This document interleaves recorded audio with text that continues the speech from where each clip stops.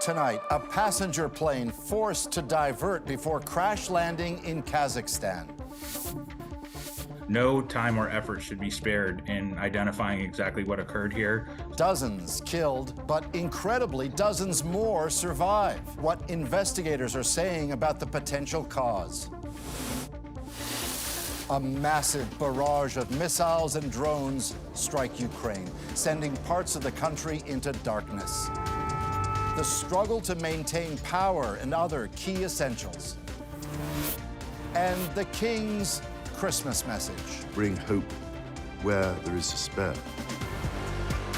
From CBC News, this is The National with Paul Hunter. Thanks for joining us. Adrienne is away. Investigators are searching for answers tonight, trying to determine how a passenger plane scheduled for a quick 70-minute flight came crashing down nearly 3 hours later. Officials say 38 people were killed when this Azerbaijan Airlines plane fell from the sky. Remarkably, 29 others, including 2 children, survived. As for what came before the crash, the plane left Azerbaijan's capital, Baku, bound for Grozny in southern Russia. As it was making its approach, it was diverted, eventually crossing the Caspian Sea before crash landing near the city of Aktau in Kazakhstan. Ithil Musa now with what comes next. An early morning journey that ended in horror and flames. The Azerbaijan Airlines flight from Baku to Grozny forced to divert hundreds of kilometers. The situation growing more serious as footage taken inside the plane shows passengers wearing oxygen masks and damage below the wing. Not long after, the plane crashed during an emergency landing in Kazakhstan, killing at least 38 people. Emergency responders scrambled to provide aid and pull others from the wreckage. According to officials in Kazakhstan, 29 passengers survived, among them 2 children. As for what caused the crash, Azerbaijan's president says that is not yet known, but did say the flight was diverted due to poor weather, while Russia's aviation authority says a bird strike could have played a role. One aviation expert says there could be another possibility. Based on the footage of the fuselage and inside and out, it's more consistent with the fragmentation pattern from an air defense weapon of some sort that was launched potentially to shoot down a drone. Matthew Borey says the plane was traveling to an area that's been the target of Ukrainian drone attacks. No time or effort should be spared in identifying exactly what occurred here. Still, officials say it's too early to discuss the details of their investigation, but did confirm the plane's black box flight recorder has been recovered. For now, Azerbaijan Airlines is suspending flights to 2 southern Russian cities. Ithil Musa, CBC News, Toronto. And police in Hawaii are investigating after a body was found in the wheel well of a United Airlines plane. The discovery was made in this Boeing 787 after it flew from Chicago to Maui. The airline says the wheel well is only accessible from outside of the plane, and it's unclear when or how the person gained entry. A very dark night for many in Ukraine after Russia targeted energy infrastructure in a Christmas morning attack. About 180 missiles and drones were let loose before dawn. Amid the devastation, Katie Nicholson found signs of defiance. As people made their way to church on Christmas Eve, air sirens wailed in Kyiv, heralding rough hours ahead. Many spent Christmas morning huddled together, deep underground. We always expect so-called wishes from our neighbor, she says. This Christmas, they came in the form of about 180 drones and missiles from Russia, according to the Ukrainian Air Force, which said many were off target or shot down. The Russians, however, say their large-scale assault was successful, knocking out crucial energy infrastructure, especially in Kharkiv, Ukraine's second-largest city, where 500,000 were left in the dark. In Mirnorad, near the front lines, Residents scramble to charge phones and lamps. There is no water, no electricity, no communication, says this man. Crews fanned out to try and restore power, but this is an ongoing struggle. In September, Ukrainian President Volodymyr Zelensky had warned much of the country's energy infrastructure had already been destroyed. After the latest assault, he took to X to call out the Russian president on his timing, saying Putin deliberately chose Christmas for an attack. What could be more inhumane? Russia blamed Ukraine for what may have been a retaliatory attack, a drone strike on a Russian mall. In Kyiv, the morning's barrage failed to extinguish Christmas spirits. Carolers sang to wounded soldiers. And the faithful filed back into church, resolute. The Russians did not ruin anything for me because victory will be ours, he said. A conviction that even after nearly 3 years of war, still burns bright. Katie Nicholson, CBC News, Washington. Turning to the UK now, where the royal family attended a traditional Christmas morning mass at their Sandringham estate.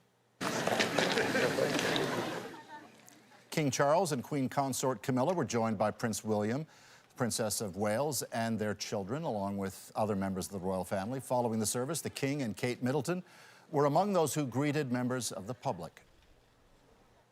In another royal custom, King Charles also released his annual Christmas message today, one focused on health, unity, and reflection. Sarah Levitt now with what he had to say and the motivation behind those words. Bring hope where there is despair. The key message from a king in a difficult year, both in his own personal life and in a world troubled by war. We cannot help but think of those for whom the devastating effects of conflict in the Middle East, in Central Europe, in Africa, and elsewhere pose a daily threat to so many people's lives and livelihoods. King Charles inside a former hospital chapel, now an interfaith community space. It's the first time in over a decade the monarch's speech wasn't recorded at a royal palace or estate. The location a nod to come together, yes, but also to health. It was an extraordinary year. What has dominated the narrative for the royals in 2024 is these dual cancer diagnoses. Life as you know it can change in an instant. Not only was Charles diagnosed with an undisclosed cancer, but so too was Catherine, the Princess of Wales. All of us go through some form of suffering at some stage in our life. A statement both universal and personal for Charles. I offer special heartfelt thanks to the selfless doctors and nurses who this year have supported me and other members of my family. But it wasn't just illness that caused hardship for the royals this year. A lot of swirling of rumours really got quite out of control, really, on the internet at one stage. Conspiracy theories were rife as many wondered about Catherine's sudden disappearance from public view. But at the time, the public conversation around the monarchy felt very unsettled. Unsettling, too, is the continued strained relationship with Prince Harry and the ongoing controversies surrounding Prince Andrew. But in a world filled with division, the King's message this year is a hopeful one, emphasizing peace and understanding above all else. Sarah Levitt, CBC News, London. Boats are accidentally coming into contact with wild whales at an increasing pace, putting the animals at risk and prompting calls for change. Lindsay Duncombe now on why the problem is getting worse and some potential solutions. Look closely at this whale calf and you'll see evidence of a growing problem. Cuts from a propeller blade, evidence of a collision with a boat. It's a really dangerous and noisy world for whales right now. The risk comes from both small boats and huge vessels. The world's waterways are getting busier, and that can be deadly for whales. A recent study published in the journal Science compared the migration patterns of 4 species, blue, fin, humpback, and sperm whales, with shipping routes. It found shipping occurs in 92% of whale ranges, all the red areas on the map.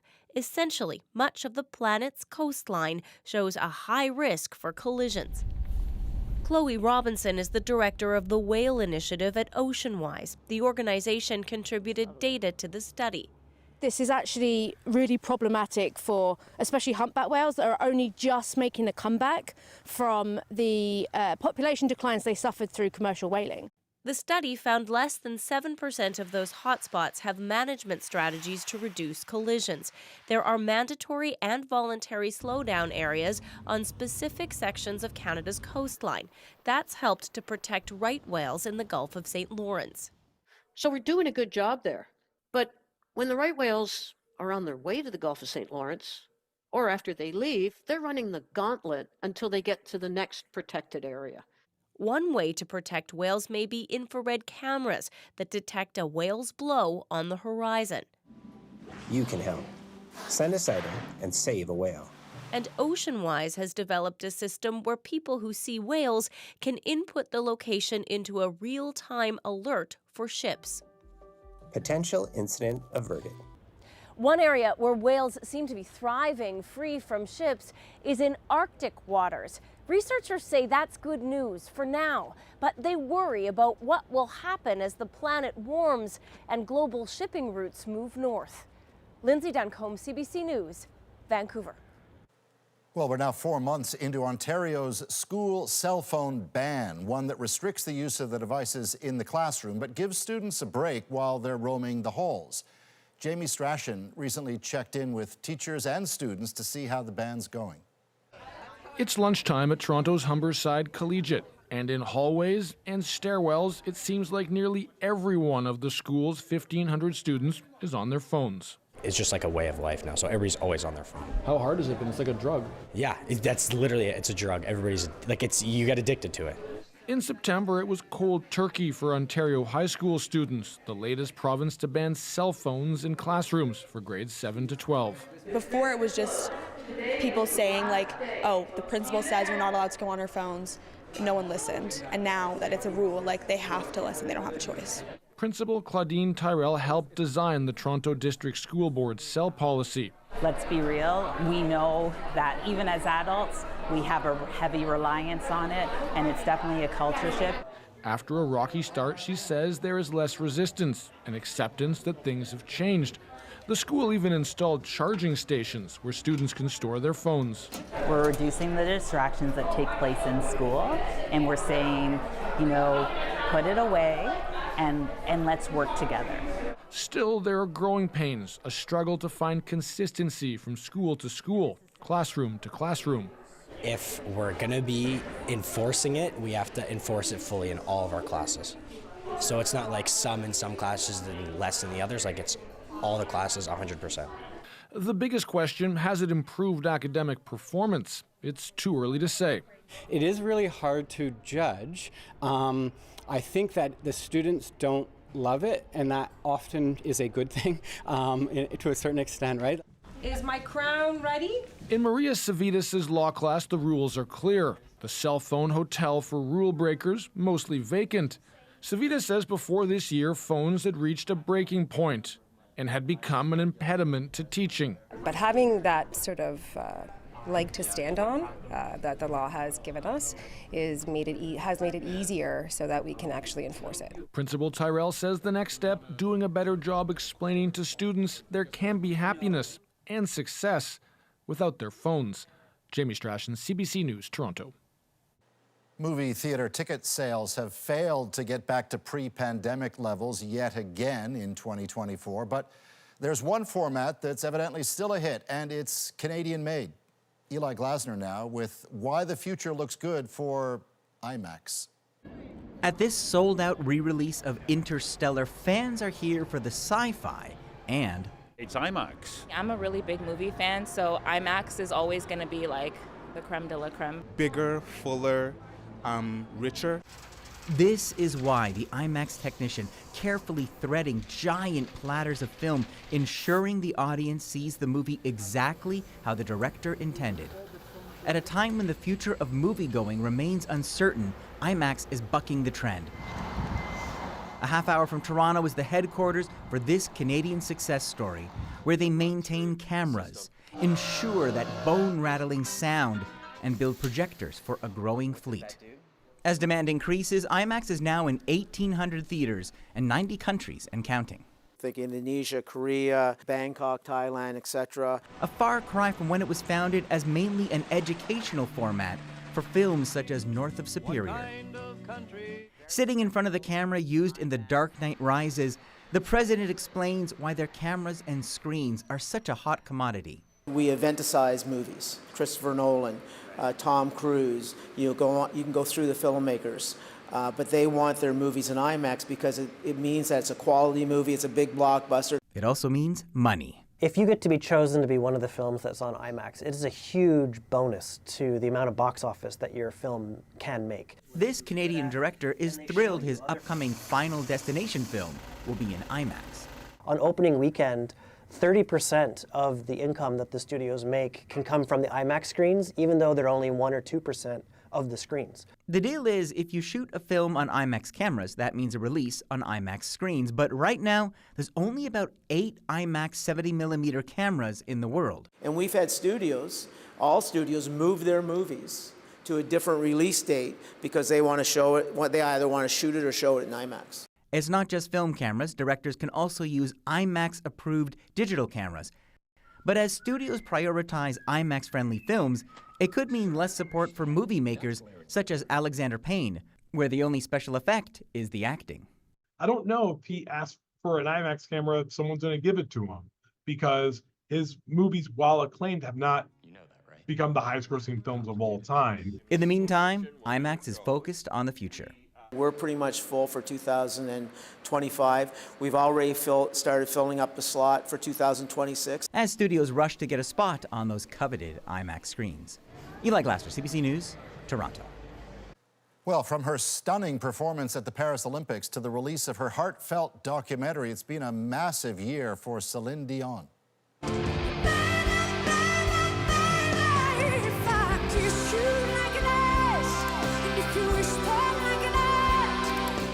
Up next, we revisit Adrienne's one-on-one interview with the Canadian megastar as she shares her experience living with stiff person syndrome and what motivates her to keep the music alive.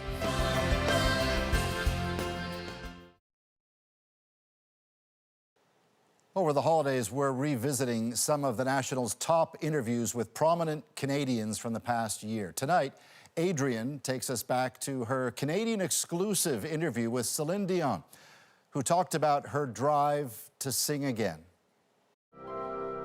Le ciel bleu sur nous peut s'effondrer et la terre peut bien s'écrouler.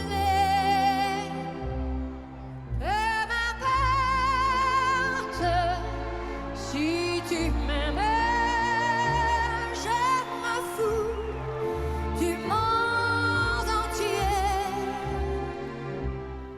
2 years after stepping out of the spotlight, Celine Dion's triumphant, emotional return at the Paris Olympics.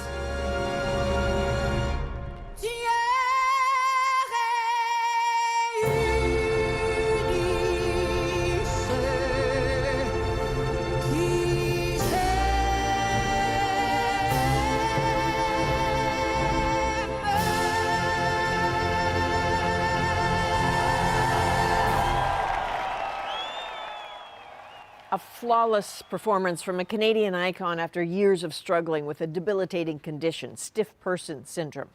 A few weeks before that perfect Paris moment, I was invited to sit and talk with Celine Dion near her home in Las Vegas. This is our conversation. Hello, everyone. How you doing? Ready?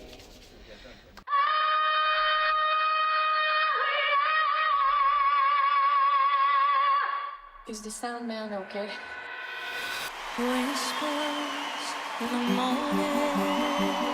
This is the Celine Dion we know and love, the consummate performer. When I meet up with her near her home in Las Vegas, the drive is still there, but this isn't a performance. Thank you very much for saying yes to talk. I really appreciate it. It's such a pleasure to be able to say, I want to talk. You're going to hear my voice. Well, your voice has been your conductor, your boss, your whole life. I mean, I let my vocal cords lead the way because they could. Where are they taking you now?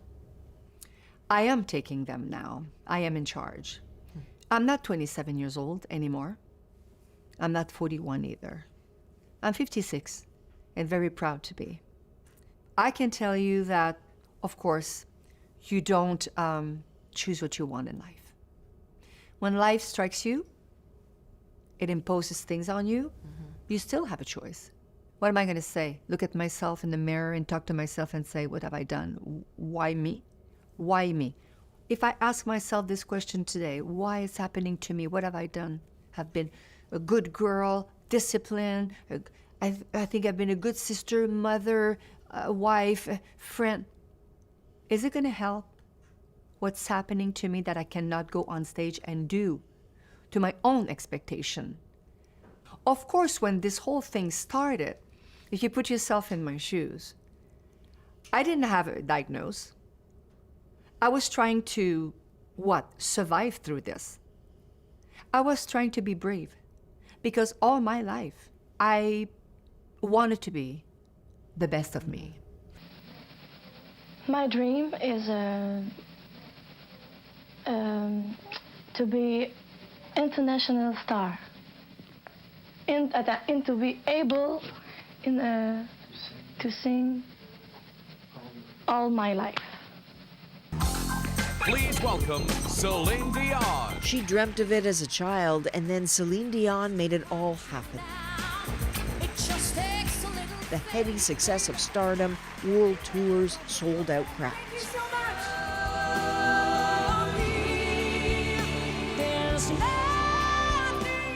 All that changes in 2008 in the middle of her Taking Chances World Tour.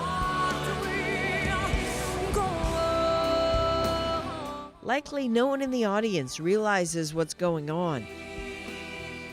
But something is happening to her prized instrument, and she has no idea why. I was in Germany, and after breakfast, just like that, I did not see this coming. And I started to feel a spasm, kind of somebody pressing back. So what it does in the vocal cords is that you feel, not well, not normal, the stress, the panic. I started to compensate because I had a show that night. We get an early glimpse she was going through something in this 2010 documentary called Celine, Through the Eyes of the World. I don't have a voice. It's weird. It's closing, so I'm really having a hard time right now. What do we do? Moments after that exchange, she takes the stage.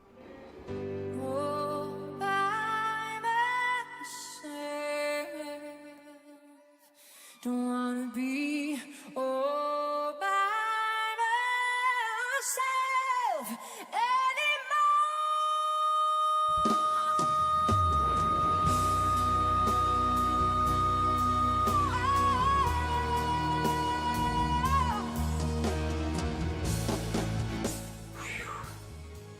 Zie je vet, Matko? Maak je het zie vet.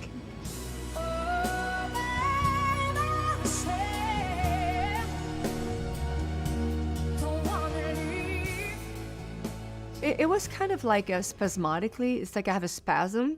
And I was kind of talking like this, like it was high. I could go down, but or yodeling, like ice skating, but on the voice. I went to see every ENT around the world. As many shows as I've done, I've seen as many ENT. In this area here, starting here and here, is where it's starting to hurt a little bit. At one point, I started to sing and feel that instead of having my ears muffled, so hearing less, I was hearing more. It would be like you would give me 10 dBs more in like a anymore, and it would go poof, like full pin, like a lot.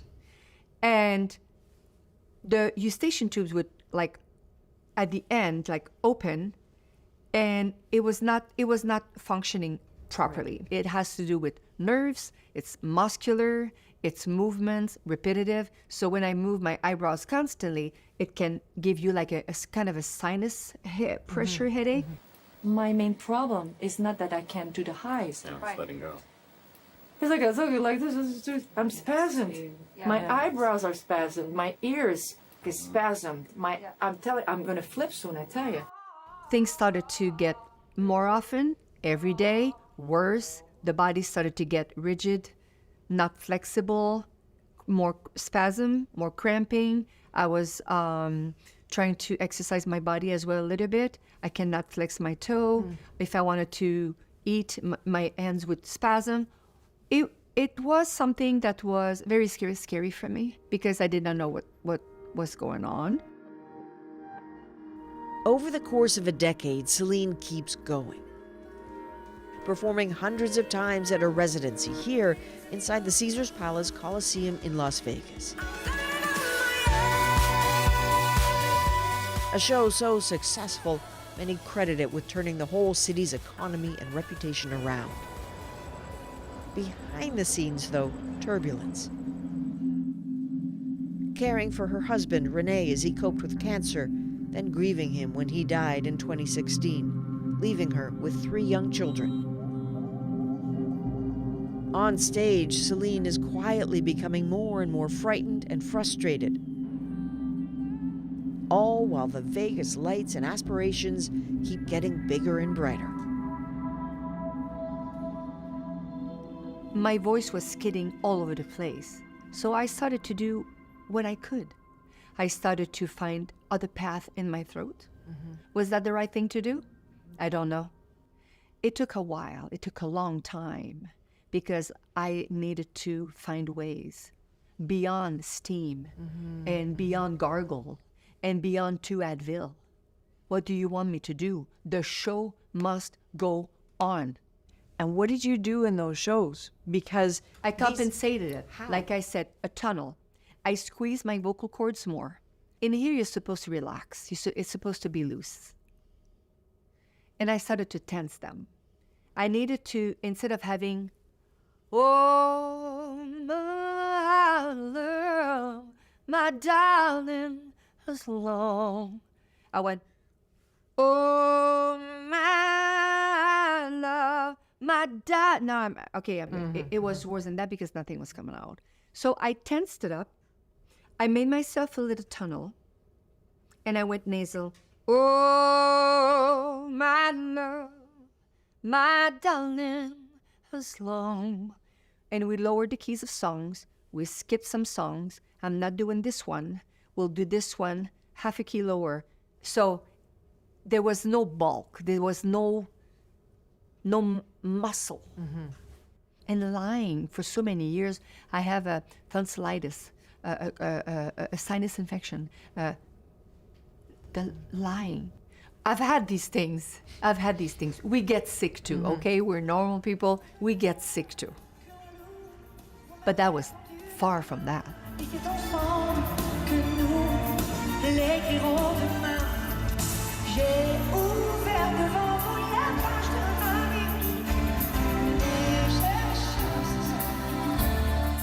I couldn't live with the lie because it was lying to myself, losing everyone around me. you talk about finding a way in a journey, but without being diagnosed through this, because this is 17 years ago, and 10 years later, I'm still not knowing what's going on, and I still go on stage, and I still record my albums, and I'm still fine, and I'm still brave, and I'm still I'm a mother, and I lose my brother and my mom, and my I had cancer at the same time as my husband because I needed to support him. I took a year off to be with him. I wasn't assisting him. I was his nurse for a moment, and I was opening my arms for everybody who was crying the death of my husband. So how did you make space for yourself to be sad about what was happening? Good question. It's not the time that I did not allow myself to have that gave me that. The DNA decided at one point it's going to happen. But I had to be very brave instead of smart. That was my thing. Because one time I thought, maybe 5 years ago, 6 years ago, maybe I'll never sing again. What am I going to do? Because I've been asked that question before. What are you going to do if you lose your voice, if you can't sing? And I was like, it's never something that crosses your heart or mind. Because I've been pristine for 17 years, struggling and finding myself in a black hole, black hope. I don't want to look in the black and have false hope. Tell me the truth. Tell me it's over. I'll be fine. Because living in the dark, it's worse than dying. When we come back, Celine gets an answer, a harsh truth. I wasn't ready to say anything before, but I'm ready now. And stuns the world by walking away from the stage. I had to tell my kids, knowing that they lost already a parent, and they don't know if I am going to die.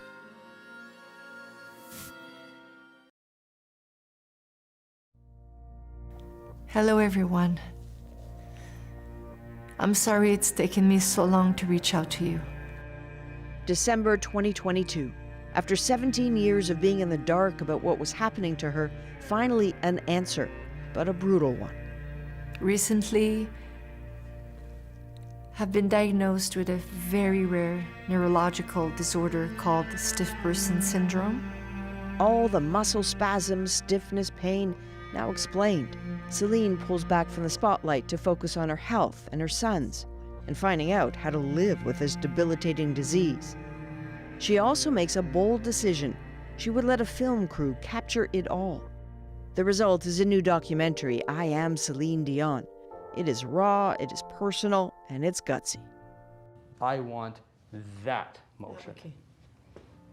There you go. Better.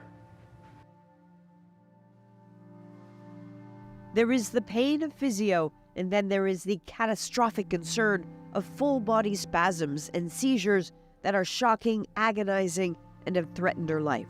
At times, to cope, she's taken as much as 90 milligrams of Valium to get through shows, and that alone could have killed her.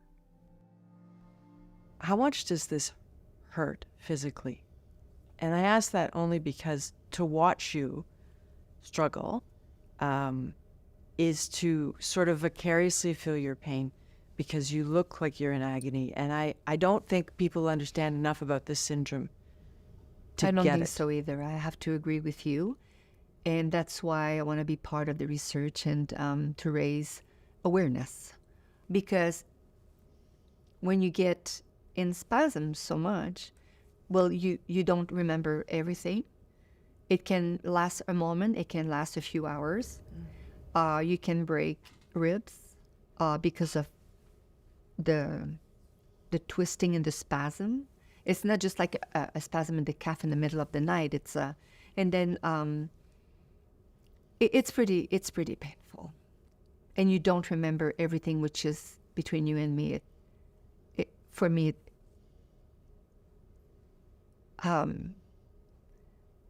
it's okay that I don't remember everything, as long as my kids and we train with my kids. They know what to do. We have panic buttons. They know who to call. One calls.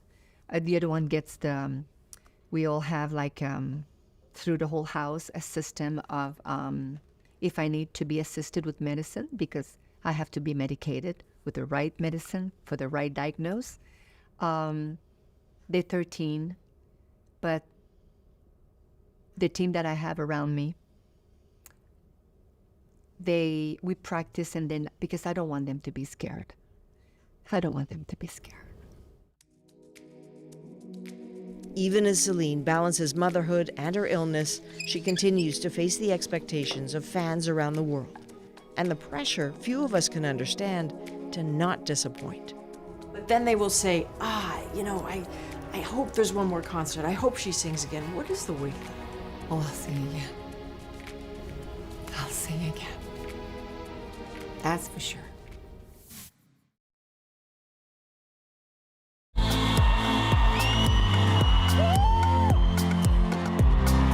Celine Dion has spent most of her life in the public eye, but has made few appearances since her diagnosis. And when she does, it tends to be news. We leave you with some good news for fans of superstar Celine Dion. Showing up at hockey games with her sons. Squeeze in. Let's not be shy. You smell great, so. Appearing at the Grammys.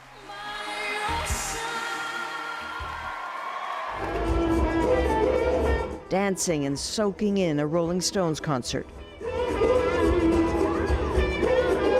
With her own tours canceled, fans look at every appearance as a sign.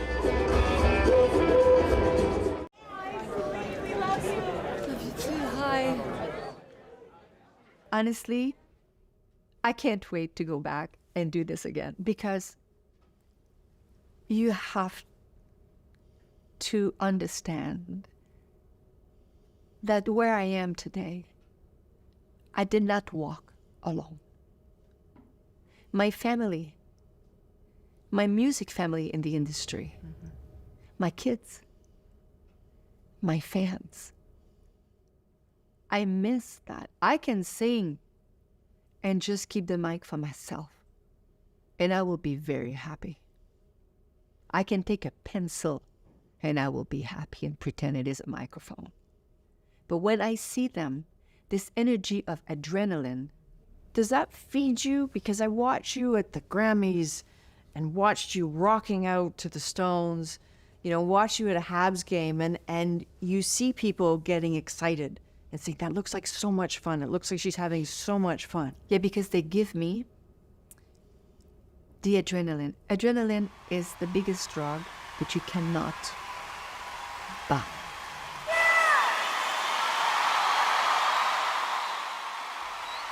It helped when I went on stage, and I realized many, many years ago that the adrenaline that people would laugh with me, get on the edge of their seat, and they were like, oh my God. And I'm like, I feel like it's more than singing with them. When they sing with me, it's my gift. It's a gift that they offer me. What's the weight of their expectations, though? Because, yes, I feel like people, on the one hand, really want the best for you physically, but then they will say, I hope there's one more concert. I hope she sings again. What is the weight of that? Well, I'll sing again. I'll sing again. That's for sure. The expectation, they deserve to have an expectation. They pay. I'm 56 years old, and for many, many years, I've done a lot of shows. We've had a lot of happiness because of the fans, paying shows and buying my records. And they have all the rights to have all the expectation. But if I may say, my own expectation is probably bigger than what they expect from me. When I present the microphone, it's because they're part of me. I was 12 years old when I met them. I probably miss them more than singing itself. I want you to sing with me, okay? Because you I knew you were the best! Thank you! I have to say that I expect a lot from me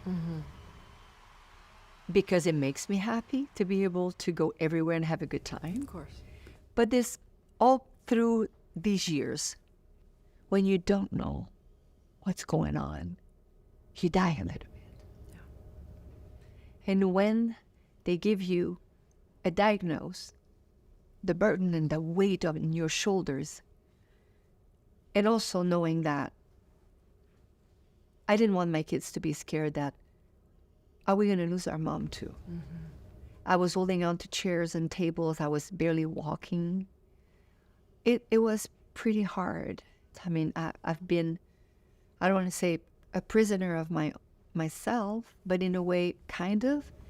I couldn't go outside and people say, aren't you supposed to be on stage?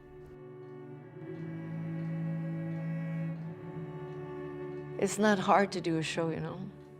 It's hard to cancel a show. If somebody sees me have a good time for a moment with my family, and I was supposed to be on stage, and they had a ticket that night, they have the right to come to me and say, hey. To have this conversation with Celine Dion is to see a woman both relieved that she finally knows what's been happening, but bursting for it not to be so. And working, always working, to be stronger, to give her kids comfort. I'm so sorry you're going through this. It feels unspeakably cruel for this to be happening to you like this. I appreciate very much your kind words. But I just want you to know that sometimes in life there's no explanation for what happens to people. A lot of people suffer from different kinds of things. Babies with cancer, for example. The best way for me to go through this is that there's a reason why it's happening to me. Because I have all of you. I have access to speak and to show that these conditions that are rare, if by doing that, if it helps me, which I know it does, if I can save one person by being part of the raising funds and awareness, if I can help, I can go through this. And I'll see you soon because I'm working really, really, really hard in rehabilitation. And I can't wait to go back on stage because this is where I have to be. Well, people will be waiting, and they will take any version of Celine Dion they can get. Any version at all. So kind. Thank you so much. Thank you so, so much. Thank you. And if you'd like to watch an extended cut of Adrienne's conversation with the Canadian music icon, look for Celine Dion, I Will Sing Again, on the National's YouTube channel. Coming up, our countdown of the year's best moments continues. And at number 8, we're serving up a full plate of ingenuity. He sits on a headband on my head and he's actually motorized. I coded it to actually pull my hair like Remy from the movie. If you like Ratatouille, well, bon appetit, because it's next in our moment. Well, this holiday season, the National is bringing you a countdown of the most popular moments of the year. We're calling it the 12 Days of the Moment. And the animated film Ratatouille shows the power of harnessing your passion. Tonight's moment shows what happens when you combine a lot of skills and knowledge with that passion. And it turns into, well, see for yourself. This is the stupidest thing I've ever made with my engineering degree. So it's part of a Halloween costume. It's a little 3D printed rat, if you're familiar with the movie Ratatouille. He sits on a headband on my head and he's actually motorized. I coded it to actually pull my hair like Remy from the movie. First, I used software to design a 3D model of this little rat, and then I added some motors and wired them all into a very tiny, essentially a mini computer about the size of my thumb, and then I wrote some code for that little computer that coded the motors to move Remy's arms. It was a little less about the movie for me and more about the fact that I'm a computer engineer, but I also love fashion, so I love to make these whimsical, wearable projects. And with Halloween coming up, this seemed like a great time to make one of those projects. And Ratatouille is just a movie that really seems to resonate with people. There's a lot of cultural consciousness about it still, more than a decade after it came out, so I thought it would just be a really fun project that people would like to see. So two things. One, the beauty of what Christina's doing is that she wants girls to be inspired by the fact that engineering doesn't have to be just about structural design and math. It can be fun as well. But two, what if you fell asleep with that thing on your head and you woke up and there's a plastic rat in your hair? I don't know, it'd freak me out. How's that for a last thought? Thanks for being with us. You can watch anywhere, anytime on the free CBC News app or the National's YouTube channel. I'm Paul Hunter. Take care.